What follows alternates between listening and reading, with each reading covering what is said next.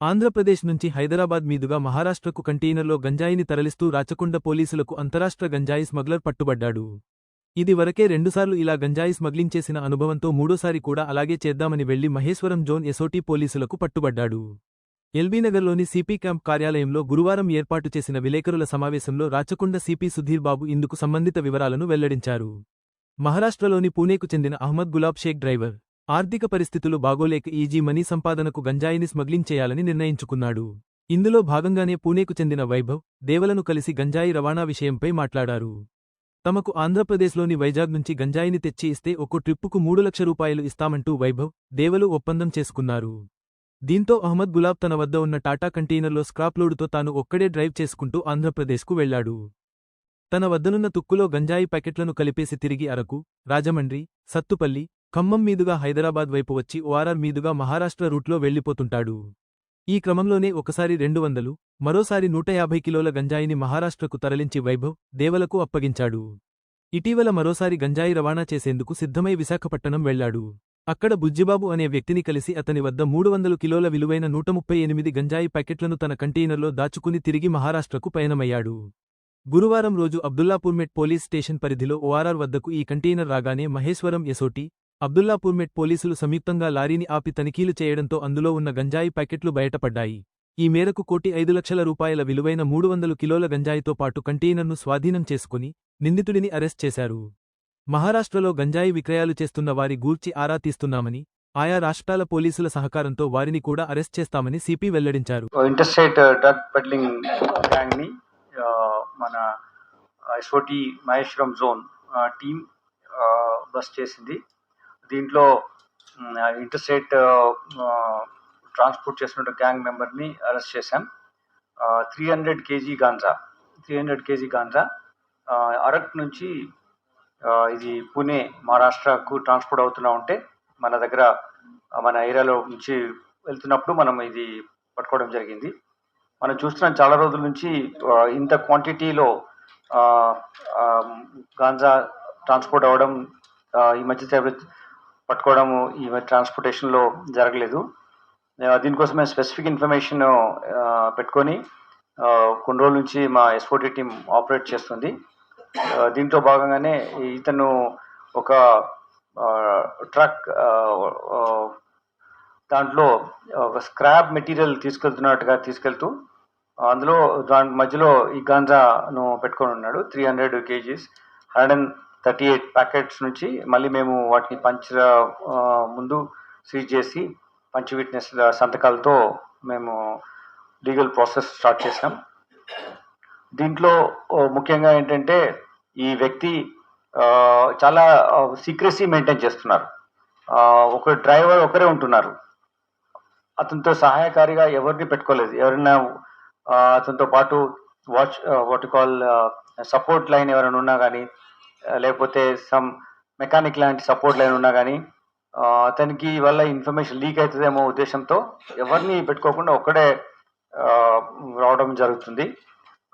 ఇతను అరక్ నుంచి రాజమండ్రి నుంచి మన తెలంగాణకు సత్తుపల్లి ద్వారా ఎంటర్ అయిన తర్వాత మళ్ళీ ఖమ్మం, సూర్యాపేట నుంచి హైవే పై నుంచి అబ్దుల్లాపూర్మెట్ నుంచి ఓఆర్ఆర్ ఎక్కి మహారాష్ట్రకి వెళ్ళాలనేది ఇతని ప్లాన్. దీన్ని మనము ఉన్నటువంటి ఎస్ఓటి ఇన్ఫర్మేషన్ నెట్వర్క్లో ఇది పట్టుకోవడం జరిగింది. ఈ అబ్దుల్లాపూర్మెట్ దగ్గర పోలీస్ స్టేషన్ లిమిట్స్లో నేరస్తులు పట్టుకున్నాం. అయితే ఇంతకు ముందు కూడా ఇతను 2 times ఈ డ్రగ్ ట్రాన్స్పోర్టేషన్లో ఇన్వాల్వ్ అయినాడు. అది కూడా ఒకసారి 200 kgs, ఒకసారి 150 kgs గాంజాని ఇల్లీగల్ ట్రాన్స్పోర్ట్ చేశాడు. ఇతను ఈ అహ్మద్ గులాబ్ షేక్ ఇతను పూణేలో అక్కడే పుట్టి అక్కడే చదువుకొని ఒక డ్రైవర్గా పనిచేస్తున్నాడు. అతనికి వైభవ్ అండ్ దేవా అని 2 వ్యక్తులకు ఇతను పూణేలో ఉన్నటువంటి మహారాష్ట్రలో ఉన్నటువంటి వ్యక్తులకు సప్లై చేస్తే వాళ్ళు ఎంటైర్ ఏరియాలో నేను అమ్మడం జరుగుద్ది. ప్రతి ట్రిప్కు ఇతను ఒక 3 లక్షల రూపాయలు ఇతనికి just apart from other expenditures ఇతనికి పే చేయడం జరుగుద్ది.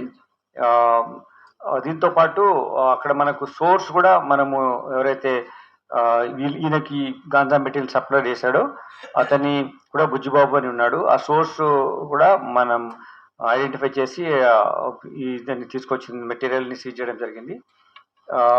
దీంతో ఈ నెట్వర్క్ ఎలా ఉంది, ట్రాన్స్పోర్టేషన్ రూట్ ఏంటిది, వాళ్ళు ఎలా దాన్ని ట్రాన్స్పోర్ట్ చేస్తున్నారు, ఏ ప్రికాషన్స్ తీసుకుంటున్నారు, ఇవన్నీ మనకు అవగతమైనాయి. అంతేకాకుండా వీళ్ళు చాలా ఫోన్స్లో కూడా చాలా కేర్ఫుల్గా ఉండి కొత్త ఫోన్ తీసుకొని అట్లా చేస్తున్నారు. But still we have got our own information system. ఇంత ఎటువంటి మూమెంట్ చేసినా కానీ వీల్ సర్టన్లీ గెట్ దెమ్. 1-2 సార్లు ఒకవేళ మిస్ అయినా సరే ఎవరైతే ఈ రూట్లో ఈ ఇల్లీగల్ ఆపరేషన్ చేస్తున్నారో we'll certainly get out of them and we'll prosecute them. అయితే వీళ్ళు ఇతను డ్రైవర్గా పనిచేస్తున్నప్పుడు అతనికి ఇంకా బ్యాడ్ హ్యాబిట్స్, తర్వాత అడిషనల్ ఇన్కమ్ సోర్స్ కావాలని చెప్పేసి డ్రగ్ పెడ్లింగ్ ఉన్న వాళ్ళతో అసోసియేట్ అయ్యి ఇతను ట్రాన్స్పోర్టేషన్లో యాక్టివిటీలో ఇన్వాల్వ్ అవ్వడం మూలంగా ఇతన్ని మనం పట్టుకోవడం జరిగింది.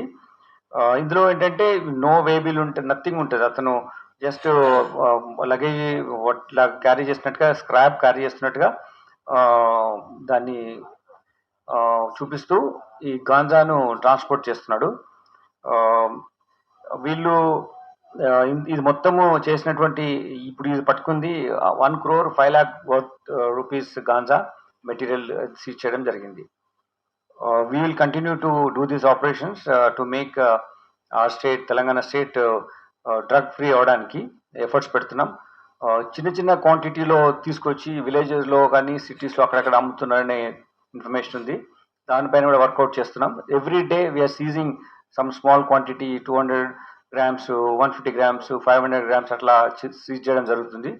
దీనికి సంఘటితంగా అందరము ఒక భాగస్వామ్యం వహించి ఈ ఇన్ఫర్మేషన్ వచ్చినప్పుడు మాకు షేర్ చేయండి. దానివల్ల ఇటువంటి యాక్టివిటీని మనం కంటైన్ చేయగలుగుతాం. Everyone responsibility. We don't know who is become victim of this vicious circle.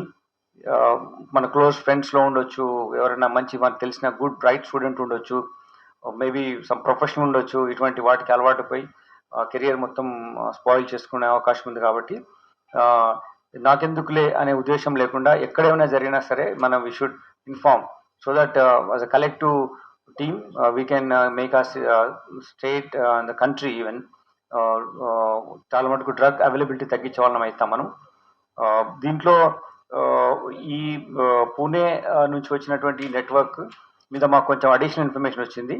దానికోసము మా టీమ్స్ అక్కడ పంపిస్తున్నాం. అక్కడ ఉన్నటువంటి అధికారులతో కూడా మేము కోఆర్డినేట్ అయ్యి will get more such people, peddlers ఎవరు ఉన్నారు, ఎట్లా సప్లై చేస్తున్నారు, వాళ్ళేం నెట్వర్క్ చేస్తున్నారు అనేది తెలుసుకునే విధంగా మేము ఆపరేట్ చేస్తాం.